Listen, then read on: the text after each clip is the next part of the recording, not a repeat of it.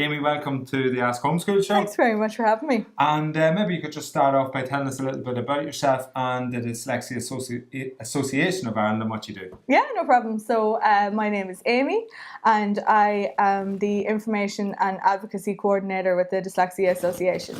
So we are the only charity in Ireland that deals exclusively with dyslexia. We were set up in 1972 and we do some advocacy work. We work with teachers, we work with parents and young people around their dyslexia, and we also have information on kind of other difficulties, and we assess for dyslexia as well. Okay, excellent. So as usual in these shows, we're sort of targeting three groups in terms of information, parents, teachers and students. So with dyslexia, certainly I got a lot of questions in at homeschool, parents asking me what is dyslexia, and that's why it's great to have you in here. So just that question, what is dyslexia? So dyslexia is a specific learning difficulty that affects the fluid acquisition of things like learning how to read and write. It's fundamentally a problem with phonics, so it can be an issue around your phonological awareness. So the sounds that go into making up words can be difficult. Dyslexia affects lots of different things, and I know we were speaking about how a lot of people think that it's just mixing up letters or numbers and things like that, but it's usually it's an awful lot more, and it can affect people in lots of different ways. So organisational skills can be affected. People can find it difficult to, say, get the meaning out of texts, so they will have to read things a lot of times before they get, what a paragraph said out of things like that. So it is just more than kind of mixing up letters. There's a lot that goes into dyslexia. Okay, so how do parents recognise the signs that their child has dyslexia? So is it evident from an early age, or when do you commonly see the signs? Yeah, so we usually kind of see things, it's usually around parents will kind of phone us up around senior infants, first class, just when things, when children are kind of get more into the more structured approach to reading and writing.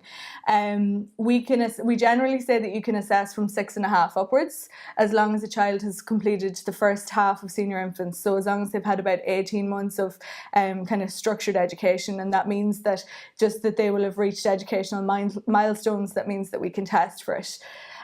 Some signs that parents can see is just if you have another child, a child that's a little bit older, maybe the child that you're worried about isn't picking up on things as quickly, or they're learning, they're learning to read or write is very difficult.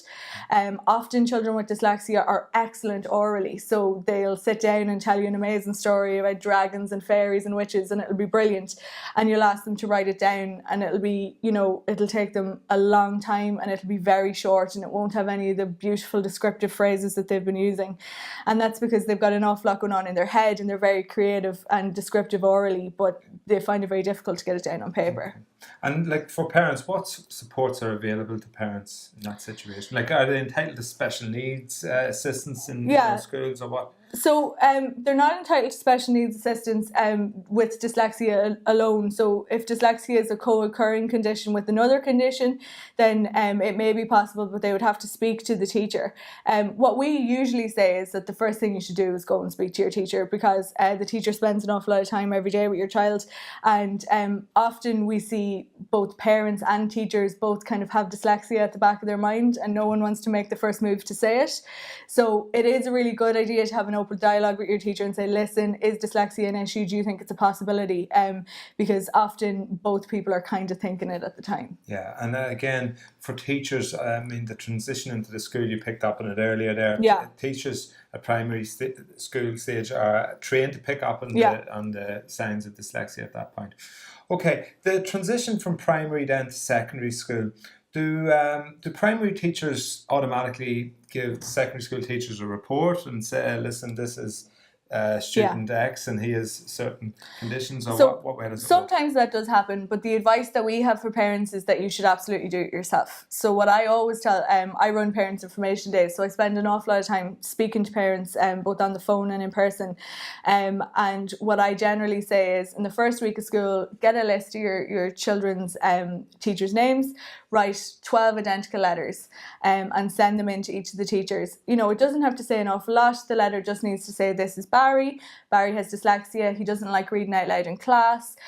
You could give just a short synopsis of Barry's report and just say, listen, he's not comfortable talking about it in class, but this is my phone number. Please feel free to give me or dad a call if you want to discuss anything further. It just gives teachers a heads up, and it means that your child might not be as anxious about being in a classroom, because we often find that the transition between primary school and secondary school can be very stressful, particularly with kids with dyslexia, because you're going from one teacher, and teacher knows I don't like to read out loud in class, and teacher knows that sometimes my Irish isn't great, to having 12 teachers and 12 different classrooms, and and that transition can be difficult. So it's all about easing that process. And I suppose in secondary school, a class tutor can always be a good starting point, and putting those notes, those letters, those 11, 12 letters into their journal, maybe a school journal, and distributing them that way. Okay, so in terms of teachers, what should a teacher do to help a student with dyslexia? We find that it should really be centred around the child. So it should be child-centric. It's maybe just taking 5 minutes and sitting down with the child and just saying, listen, what can I do to help you? What would be helpful? And sometimes children will say, I don't like reading out loud in class. It really stresses me out. And then you have the option to say, well, listen, if you put up your hand, I'll pick you to read. If you don't, I'll know that you're not comfortable with this passage and you don't feel like you could read out loud. I won't put you under pressure to say write on the board, or even just simple things like saying, teacher, could I take out my phone and take a picture of my homework from the board? And that means that it might save mum or dad a midnight call to another parent to see what chapter of Shakespeare they were supposed to read. Okay, but I mean, in terms of secondary school, I mean, there's such an emphasis now in recent years on literacy and numeracy, and certainly in first year, if your child has dyslexia, they're going to be going into a school where a huge emphasis is placed on reading, and automatically, is that not undermining the confidence of a student who has, extremely bad dyslexia? That's a really challenging position for that child to be in. So, I mean, what could a school do if you have a whole school policy with regards to literacy? And this child is, struggling. I mean, what happens? Yeah, I think, and I do think it is quite a challenging environment, and we would say that things need to be more, say, classroom-based and more child-centric, and I think that they're all a brilliant idea. I will say use of assistive technology is fabulous. Talk to your teachers about the idea of getting ebooks that you can use on tablets or using iPads in class. If there was a good time to be dyslexic, we say now is the best time, because assistive technology is just it's caught on in leaps and bounds, and it can really help a child catch up and stay at the point that they're supposed to be at. So for a teacher, if I'm an English teacher, if I say, right, a student is, it's almost impossible for a student to read a textbook. It's that bad. Like introducing something like an audio book and putting headphones on when you go into the library. Do you recommend that? Absolutely, yeah. We say things like ebooks are brilliant, because it means that you can have them all on your tablet. So it can help out both organisationally if you keep kind of forgetting things or you can't keep them in order, but also it means that you can use apps and technology to read that out to you, which means you're just popping on your headphones to read that chapter.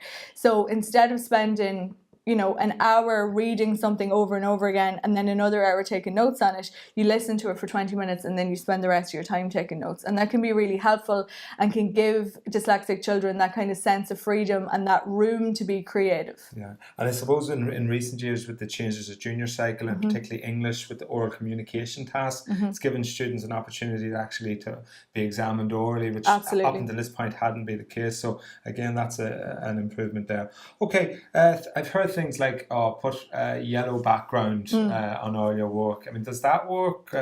Again, and I suppose I keep saying it because this is how kind of we feel at the Dyslexia Association, it is really up to the child. It's not necessarily linked directly in with dyslexia, but say a visual stimulus where a page is pink and the writing is black can sometimes be an awful lot easier for a child with dyslexia, or if a page is yellow and the writing is black, it can make things a little bit easier. Again, check with the child, see what they like. I would say that there's no need to go and spend an awful lot of money on things like this. Okay. If you bought a Polly Pocket, you can slip pages in and it has the same effect. Okay. Are all teacher training colleges, do all colleges train their teachers in terms of how to deal with a dyslexic student?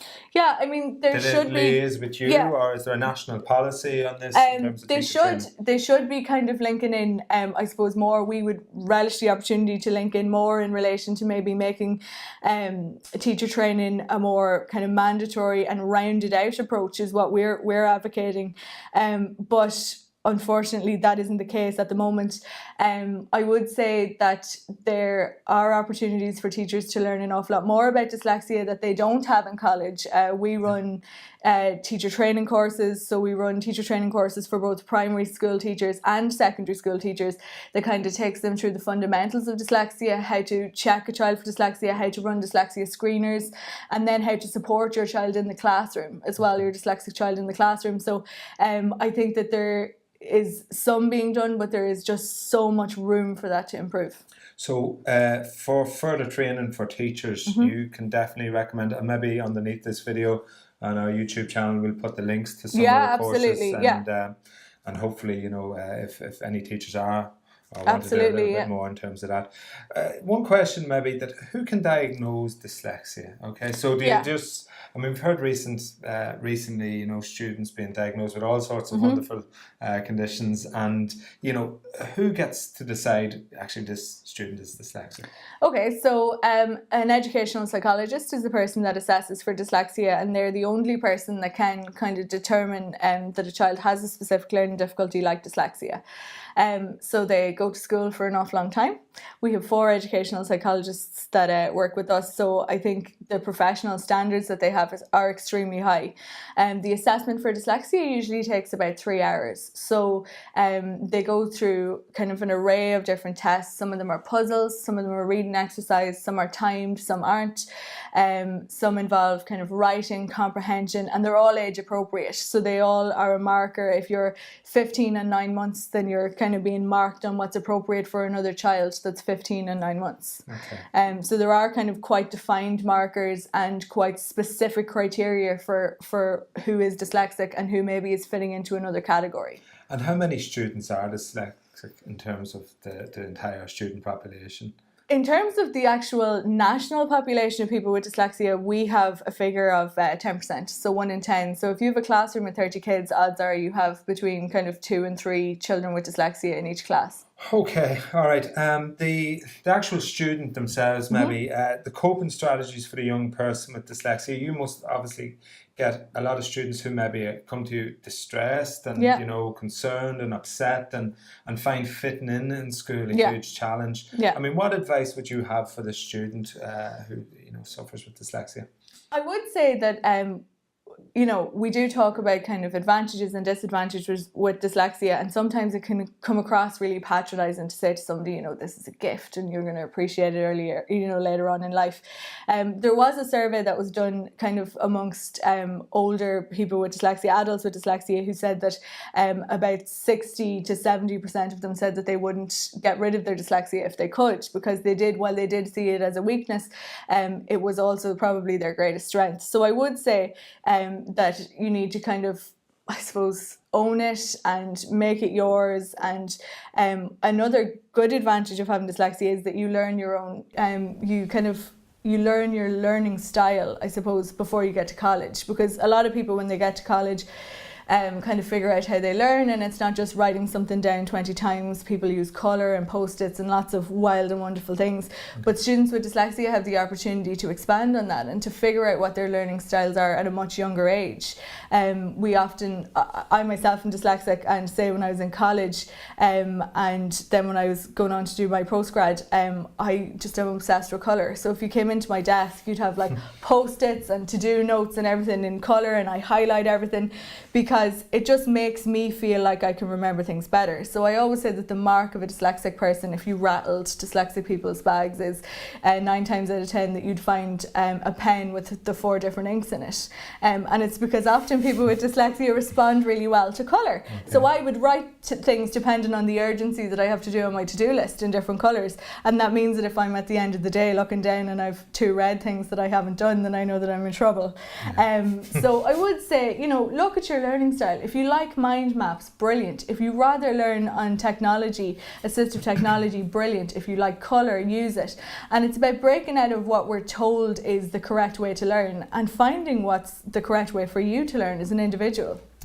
Okay. So the Dyslexia Association of Ireland, you are there, your offices, you're based in Dublin? Yeah, we're operating out of Talbot Street. So we run an information helpline where people can call us. It's on 01 877 6001. Yeah, and we'll put the link below as well. Was my lovely introduction not good enough? No, that was very good. Just in case you missed it. We also field queries on info@dyslexia.ie. So you can give us a call and we can chat to you, or you can send us an email. We also run free drop-in sessions every Wednesday from 2 to 4 in our office, where parents can call in or young people can call in if they're off school, and if they want to have a chat about anything, they can chat to myself or one of the information team in relation to any kind of specific questions that they have. So we offer that kind of a service. We also offer it, we do national lobbying in relation to the improvements with race and DARE and things like that. And we also provide help and support to if people need to advocate for themselves, we can help them be self-advocates. Okay. Well, Amy Smith from Dyslexia Association of Ireland, thank you very much for coming in today. Thanks and very hopefully people at home have found that beneficial. Again, if you have any questions for Amy, we'll put down the link, the email addresses and all the links below. But for this episode, thanks for watching, and we'll see you again next time. Thank you.